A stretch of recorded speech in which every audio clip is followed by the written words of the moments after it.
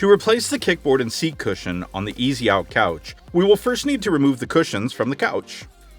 Next, gently pull up on the kickboard and pull outwards to unfurl into the bed position.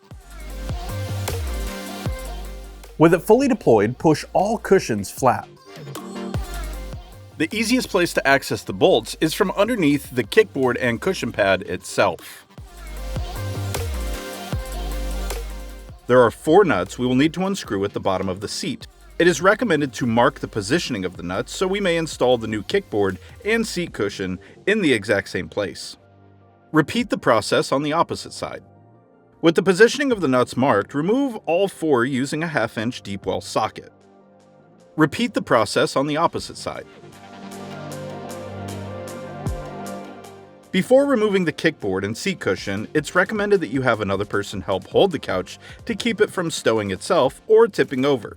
The springs that assist the easy out couch will have less resistance without the kickboard and seat cushion, and the springs will naturally want to retract the sections. Be careful to avoid any pinch points from the mechanism. One person will hold the couch and keep it from retracting, while the other will remove and replace the kickboard and seat cushion. Install the new kickboard and seat cushion where the old one was marked. Hand thread on the nuts to avoid any cross-threading, then finish tightening using a ratchet as to avoid any over-torquing. Repeat the process on the opposite side.